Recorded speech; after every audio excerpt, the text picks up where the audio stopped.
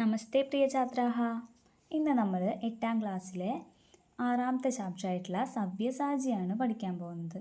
അപ്പോൾ അതിന് മുന്നേ ഈ ചാനൽ ആദ്യമായിട്ട് കാണുന്നവരുണ്ടെങ്കിൽ ഒന്ന് സബ്സ്ക്രൈബ് ചെയ്യുക, വീഡിയോ ഇഷ്ടമായി കഴിഞ്ഞാൽ ലൈക്ക് ചെയ്യുക, സപ്പോർട്ട് ചെയ്യുക. അപ്പോൾ നമ്മുടെ പാഠഭാഗത്തിൽ ആദ്യം തന്നെ അവിടെ ഒരു ചിത്രം കാണുന്നുണ്ട് അല്ലേ? ചിത്രത്തിൽ ആരാ? ചാക്യാർ കൂത്ത് കലാരൂപമാണ് നമുക്കവിടെ കാണാൻ പറ്റുന്നത്. പാഠത്തിൻ്റെ പേര് സവ്യസാചി. സവ്യസാചി എന്ന വാക്കിൻ്റെ അർത്ഥം ഇടത് കൈ വഴങ്ങുന്നവൻ.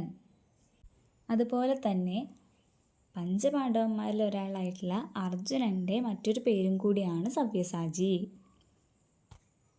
അപ്പോൾ നമുക്കിനി പാഠപ്രവേശകം നോക്കാം. അവിടെ ഒരു ശ്ലോകം കൊടുത്തിട്ടുണ്ട്. സാഹിത്യ സംഗീത കലാവിഹീനഃ സാക്ഷാത് പശു പുച്ഛവിഷാണഹീനഃ തൃണം ന ഗാതന്നപി ജീവമാന തദ്ഭാഗതേയം പരമം പശൂനാം. ഇവിടെ 2 വരി മാത്രമേ കൊടുത്തിട്ടുള്ളൂ. ഞാൻ അടുത്ത 2 വരിയും കൂടിയാണ് ഇപ്പോൾ പറഞ്ഞത്. അർത്ഥം നോക്കാം. സാഹിത്യത്തിലും സംഗീതത്തിലും കലയിലും ഒന്നും ഒരു താല്പര്യമില്ലാത്തവർ. സാഹിത്യ സംഗീത കലാവിഹീനഃ. സാഹിത്യത്തിലും സംഗീതത്തിലും കലയിലൊന്നും താല്പര്യമില്ലാത്തവർ.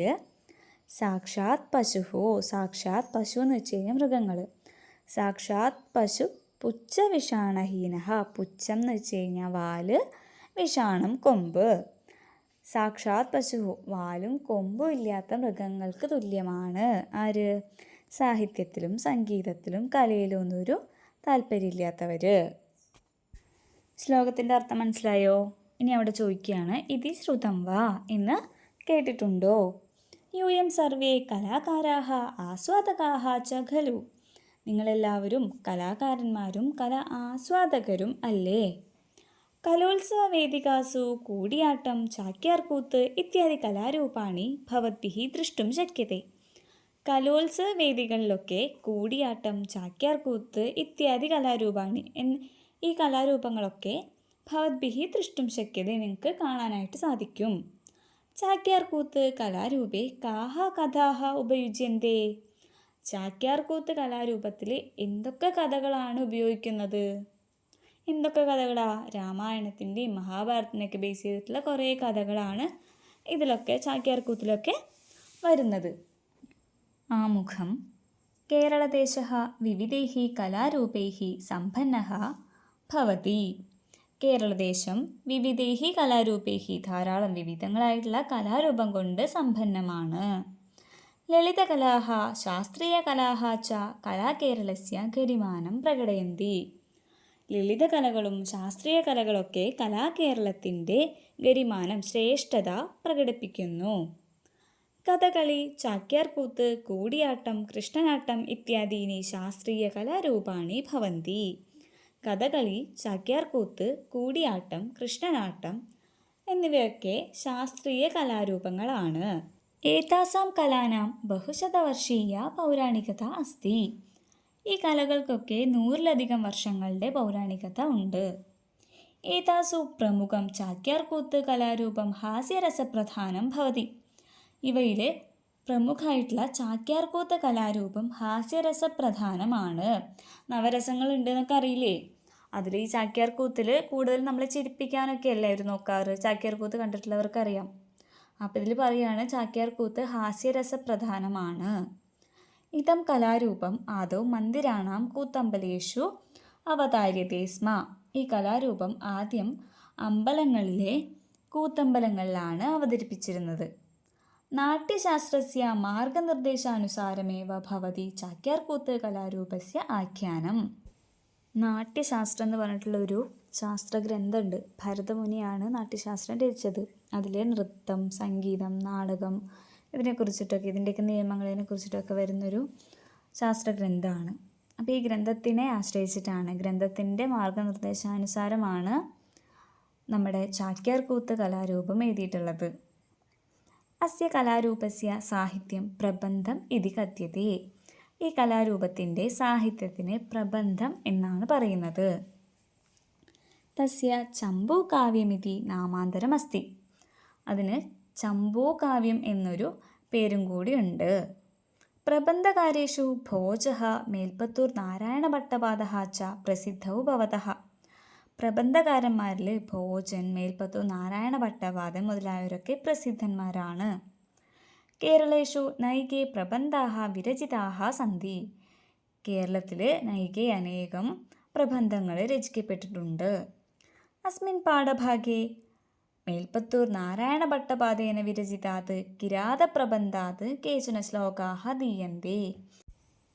ഈ പാഠഭാഗത്തിൽ അസ്മിൻ പാഠഭാഗേ മേൽപ്പത്തൂർ നാരായണ ഭട്ടപാദൻ രചിച്ചിട്ടുള്ള കിരാതപ്രബന്ധത്തിൽ നിന്നെടുത്തിട്ടുള്ള ശ്ലോകാഹ ദീയന്തെ, ശ്ലോകങ്ങളാണ് നൽകിയിട്ടുള്ളത്. ഈ പാഠഭാഗത്തിൽ മേൽപ്പത്തൂർ നാരായണ ഭട്ടപാദൻ രചിച്ചിട്ടുള്ള കിരാതപ്രബന്ധത്തിലെ കുറച്ച് ശ്ലോകങ്ങളാണ് നമുക്ക് പഠിക്കാനുള്ളത്. ദ്യൂതക്രീഡായാം പരാജിതാः പാണ്ഡവാः ചതുർദശവർഷാണി യാവത് വനവാസായ ഗതാः. ചൂതുകളിയിൽ ദ്യൂതക്രീഡായാം പരാജിതാः പാണ്ഡവാः, പരാജിതരായ പാണ്ഡവന്മാർ. ആരൊക്കെയായിരുന്നു പാണ്ഡവന്മാർ? നമ്മൾ കഴിഞ്ഞ പാഠത്തിൽ പഠിച്ചിരുന്നു. പാണ്ഡവന്മാർ, പഞ്ചപാണ്ഡവന്മാരാരൊക്കെയാ? യുധിഷ്ഠിരഃ, ഭീമഃ, അർജുനഃ, നകുലഃ, സഹദേവഃ. ഇവരാണ് പഞ്ചപാണ്ഡവന്മാർ. ഈ പഞ്ചപാണ്ഡവന്മാർ ചൂതുകളിയിൽ പരാജയപ്പെട്ടു. എന്നിട്ട് എന്താണ്ടായേ? ചതുർദശ വർഷാണി യാവത് വനവാസായ ഗതഃ. ചതുർദശ 14 വർഷം വനവാസത്തിനായിട്ട് പോയി. ദ്വൈതവനേ വസൻ യുധിഷ്ഠിരഃ ശിവാത് പാശുപതാസ്ത്രലാഭായ തപഃ കരണായ അർജുനം പ്രേരിതവാൻ. വനത്തിൽ താമസിക്കുന്ന യുധിഷ്ഠിരൻ ശിവനിൽ നിന്ന് പാശുപതാസ്ത്രം ലഭിക്കാൻ വേണ്ടിയിട്ട് തപക്കരണായ, തപസ് ചെയ്യാൻ വേണ്ടി അർജുനനെ പ്രേരിപ്പിച്ചു. വനത്തിൽ താമസിക്കുന്ന യുധിഷ്ഠിരൻ ശിവനിൽ നിന്ന് പാശുപതാസ്ത്രം ലഭിക്കാൻ വേണ്ടിയിട്ട് തപസ് ചെയ്യാൻ അർജുനനെ പ്രേരിപ്പിച്ചു. ശിവാരാധനെ വ്യാപൃതം തപശ്ചരന്തം അർജുനം വർണ്ണയതി. അങ്ങനെ പാശുപതാസ്ത്രം ലഭിക്കാൻ വേണ്ടിയിട്ട് തപസ് ചെയ്യുന്ന, ശിവനെ ആരാധിച്ചുകൊണ്ട് തപസ് ചെയ്യുന്ന, വ്യാപൃതം എന്ന് പറഞ്ഞു കഴിഞ്ഞാൽ മുഴുകിയ, ശിവാരാധനയും വ്യാപൃതം, ശിവനെ ആരാധിച്ച് മുഴുകിയിരിക്കുന്ന, തപസ് ചെയ്തുകൊണ്ടിരിക്കുന്ന അർജുനനെ വർണ്ണിക്കുകയാണ് ചെയ്യുന്നത്. അതാണ് നമുക്കിവിടെ ശ്ലോകങ്ങളിൽ കാണുന്നതിനി. അപ്പം ഇനി നമുക്ക് ശ്ലോകം നോക്കാം.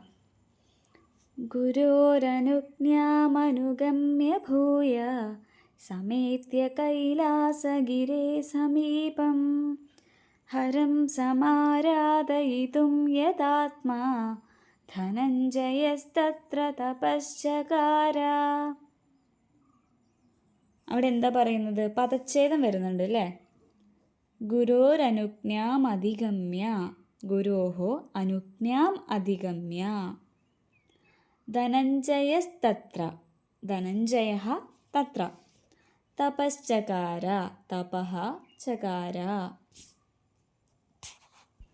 ഇനി അവിടെ ഒരു വിഗ്രഹം വരുന്നുണ്ട്, കൈലാസഗിരേഹി. കൈലാസഃ ഇതി ഗിരിഃ കൈലാസഗിരിഃ തസ്യ. കൈലാസഃ എന്ന ഗിരി എന്ന മല കൈലാസഗിരി, തസ്യ അതിൻ്റെ, കൈലാസഗിരേഹി കൈലാസഗിരിയുടെ. ഇനി നമുക്കവിടെ പദം പദാർത്ഥം എന്ന് പറഞ്ഞിട്ട് കാണാനായിട്ട് പറ്റും.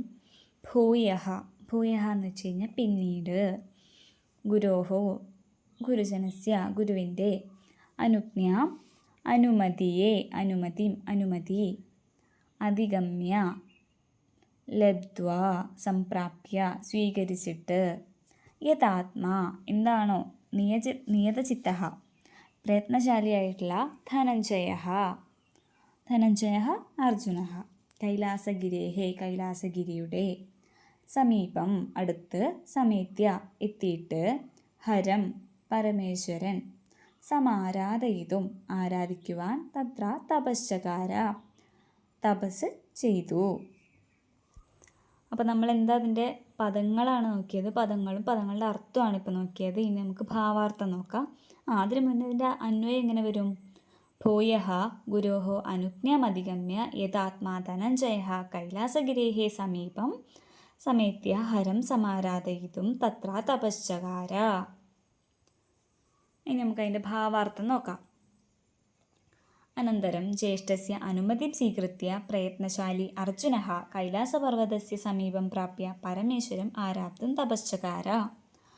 അനന്തരം പിന്നീട് ജ്യേഷ്ഠൻ്റെ അനുമതിയെ സ്വീകരിച്ചിട്ട് പ്രയത്നശാലിയായിട്ടുള്ള അർജുനൻ കൈലാസപർവ്വതത്തിൻ്റെ സമീപത്ത് ചെന്നിട്ട് പരമേശ്വരം ആരാധും തപശ്ചകാര, പരമേശ്വരനെ ആരാധിച്ചുകൊണ്ട് തപസ് ചെയ്തു.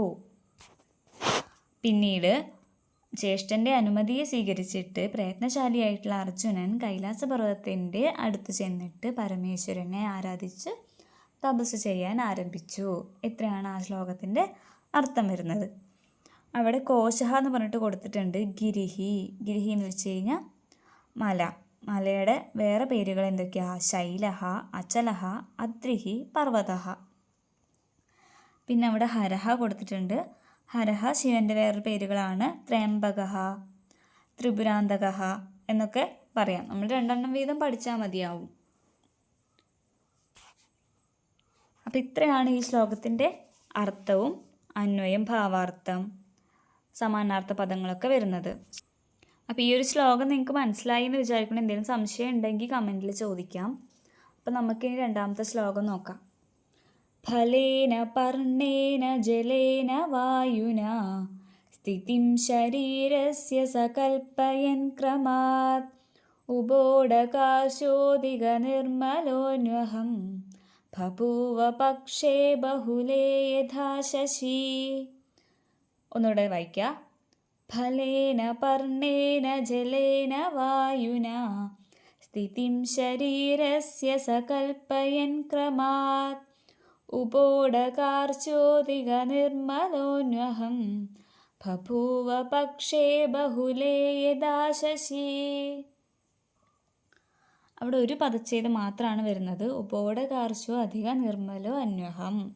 ഉപോടകാർച്ച്യഃ അധികം അധിക നിർമ്മലഃ അധികം അന്വഹം. അങ്ങനെ 1ാമത്തെ ശ്ലോകത്തിൽ നമ്മൾ എന്ത് പറഞ്ഞു? തപസ് ചെയ്യാൻ ആരംഭിച്ച കാര്യം പറഞ്ഞു. ഇനിയിപ്പോൾ തപസ് ചെയ്തുകൊണ്ടിരിക്കുമ്പോൾ എങ്ങനെയായിരുന്നു എന്നുള്ളതാണ് ഇപ്പോൾ ഈ ശ്ലോകത്തിൽ പറയുന്നത്.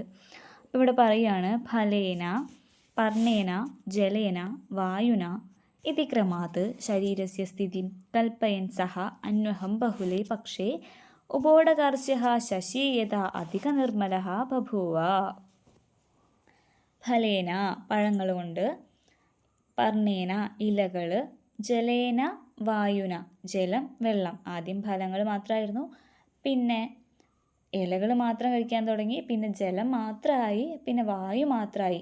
എന്നിങ്ങനെ ക്രമത്തിൽ പഴങ്ങൾ, ഇലകൾ, വെള്ളം, വായു എന്നിങ്ങനെ ക്രമമായിട്ട് ഭക്ഷണം ചുരുക്കി ദേഹം രക്ഷിച്ച് ഓരോ ദിവസം കഴിയും തോറും കൃഷ്ണപക്ഷത്തിലെ ബഹുലേ പക്ഷേ കൃഷ്ണപക്ഷത്തിലെ നേർത്ത ചന്ദ്രക്കല പോലെ അർജുനൻ നിർമ്മലഗാത്രനായി തീർന്നു. എങ്ങനെയാ? തപസ് ചെയ്തുകൊണ്ടിരിക്കുമ്പോൾ ആദ്യം പഴങ്ങൾ മാത്രം കഴിച്ചു, പിന്നെ ഇലകളായി, പിന്നെ വെള്ളമായി, പിന്നെ വായുവായി. ഇങ്ങനെ കുറച്ച് വന്നിട്ട് പക്ഷത്തിലെ നേർത്ത ചന്ദ്രക്കല പോലെ അർജുനൻ നിർമ്മലഗാത്രനായി തീർന്നു എന്നാണ് പറയുന്നത്. പഴങ്ങൾ, ഇലകൾ, വെള്ളം, വായു എന്നിങ്ങനെ ക്രമമായി ഭക്ഷണം ചുരുക്കി ദേഹം രക്ഷിച്ച് ഓരോ ദിവസം കഴിയുന്തോറും കൃഷ്ണപക്ഷത്തിലെ നേർത്ത ചന്ദ്രക്കല പോലെ അർജുനൻ നിർമ്മലഗാത്രനായി തീർന്നു. അവിടെ ഭാവാർത്ഥം എന്താണ്? ഫലേന പർണേന ജലേന വായുനാച്ച ക്രമേണ ശരീരസ്യ അവസ്ഥാം ക്രമീകുർവൻ അർജുനഃ കൃഷ്ണപക്ഷേ പ്രതിദിനം കൃശതാം പ്രാപ്തഃ ചന്ദ്രഃ ഇവ അത്യധികം നിർമ്മലഃ അജായത. നേരത്തെ പറഞ്ഞ അർത്ഥം തന്നെയാണ് വരുന്നത്. അപ്പോൾ ഫസ്റ്റ് ശ്ലോകത്തിൽ എന്ത് പഠിച്ചു? തപസ് ചെയ്യാൻ ആരംഭിച്ച കാര്യം പറഞ്ഞു. ഇവിടെ തപസ് ചെയ്തുകൊണ്ടിരിക്കുമ്പോൾ അർജുനൻ എങ്ങനെയായിരുന്നു എന്ന് പറഞ്ഞു. ഇനി അടുത്തൊരു ശ്ലോകത്തിൽ എന്താ വരുന്നതെന്ന് നോക്കാം. അതിന് മുന്നേ നമുക്കിവിടെ കോശഹ വരുന്നുണ്ട്. ശരീരം, ശശി. ശരീരത്തിന് എന്തൊക്കെ പറയാം? ഗാത്രം, വപുഹു. സമാനാർത്ഥ പദം ചോദിച്ചു കഴിഞ്ഞാൽ നമുക്കിവിടെ ശരീരത്തിന് ഗാത്രം, വപുഹു എന്ന് എഴുതാൻ പറ്റും. ശശി, ഹിമാംശുഹു, ചന്ദ്രഹ. ചന്ദ്രൻ്റെ മറ്റു പേരുകൾ ഹിമാംശുഹു, ചന്ദ്രഹ. ഇതൊക്കെ എഴുതാം. അപ്പോൾ ഇനി അടുത്തൊരു ശ്ലോകം നോക്കാം. നമ്മുടെ 3ാമത്തെ ശ്ലോകം, അവസാനത്തെ ശ്ലോകമാണ്. ഉദഗ്രതേജോഭിഹതേർമഹർഷിഭി നിവേദിതേ താദൃശി സവ്യസാചിനി തപശ്ചരന്തം തമനന്യദൈവതം വിജ്ഞാപയാമാസ ഗിരീശമംബിക. ഒന്നുകൂടെ നോക്കാം. ഉദഗ്രതേജോഭിഹതൈർമഹർഷിഭിः നിവേദിതേ താദൃശി സവ്യസാചിനി തപശ്ചരന്തം തമനന്യദൈവതം വിജ്ഞാപയാമാസ ഗിരീശമംബിക. അന്വയം നോക്കാം. ഉദഗ്രതേജോ അഭിഹതൈഃ മഹർഷിഭിः താദൃശി സവ്യസാചിനി നിവേദിതേ തപശ്ചരന്തം അനന്യദൈവതം തം അംബികാ ഗിരീശം വിജ്ഞാപയാമാസ. ഉദഗ്രതേജോ അഭിഹതൈഃ ഉഗ്രതപശക്തിയുള്ള മഹർഷിഭിः മഹർഷിമാർ താദൃശി സവ്യസാചിനി അർജുനൻ സവ്യസാചി അർജുനനാണെന്ന് പറഞ്ഞിരുന്നു. നിവേദിതേ പറഞ്ഞ തപശ്ചരന്തം തപസ്സി വർത്തമാനം തപസ്സിനെ കുറിച്ച് അനന്യദൈവതം ഇതരേശ്വര രഹിതം മറ്റ് ദേവന്മാരെ ഒന്നുമല്ല ശിവനെ മാത്രമല്ലേ തപസ് ചെയ്യുന്നത്. അപ്പം അതാ പറയുന്നത്. തം അംബിക അംബിക പാർവതി ഗിരീശം ശിവനോട് വിജ്ഞാപയാമാസ പറയുകയും ചെയ്തു. അവിടെ എന്താ അർത്ഥം വരുന്നത്? ഉഗ്രതപശക്തിയുള്ള മുനിശ്രേഷ്ഠന്മാർ അർജുനൻ്റെ കഠിനമായ തപസ്സിനെക്കുറിച്ച് പാർവതീദേവിയോട് സൂചിപ്പിച്ചു. പാർവതീദേവി അന്യദേവനെ ആശ്രയിക്കാതെ തപസ് ചെയ്യുന്ന അർജുനനെ കുറിച്ച് ശിവനോട് അറിയിക്കുകയും ചെയ്തു. ഇവിടെ എന്താണ്? മുനിശ്രേഷ്ഠന്മാർ ഉഗ്രതപശക്തിയുള്ള മുനിശ്രേഷ്ഠന്മാർ അർജുനൻ്റെ ഈ കഠിന തപസ്സിനെ കുറിച്ച് പാർവതീദേവിയോട് പറയുകയും ചെയ്തു. പാർവതീദേവി അത് പോയിട്ട് ആരോട്? ശിവനോട് പോയി പറയുകയും ചെയ്തു. അപ്പോൾ ആദ്യം തപസ് ചെയ്യുന്ന ശ്ലോകം ഉണ്ടായിരുന്നു. തപസ് ചെയ്യാൻ വേണ്ടിയിട്ട് തുടങ്ങുന്ന ശ്ലോകമായിരുന്നു. രണ്ടാമത് തപസ് ചെയ്യുമ്പോൾ ഇങ്ങനെയായിരുന്നു. മൂന്നാമത്തെ ശ്ലോകത്തിൽ ശിവനോട് അറിയിക്കുന്ന കാര്യം കൂടിയാണ് വരുന്നത്. അപ്പോൾ 3 ശ്ലോകങ്ങളും നിങ്ങൾക്ക് മനസ്സിലായിട്ടുണ്ടാവുമെന്ന് വിചാരിക്കുന്നു. അപ്പോൾ ഇനി എന്തെങ്കിലും സംശയം ഉണ്ടെങ്കിൽ നിങ്ങൾക്ക് കമൻറ്റ് ബോക്സിൽ ചോദിക്കുക. വീഡിയോ ഇഷ്ടമായെന്നുണ്ടെങ്കിൽ ലൈക്ക് ചെയ്യുക, ചാനൽ സബ്സ്ക്രൈബ് ചെയ്യുക. ധന്യവാദ.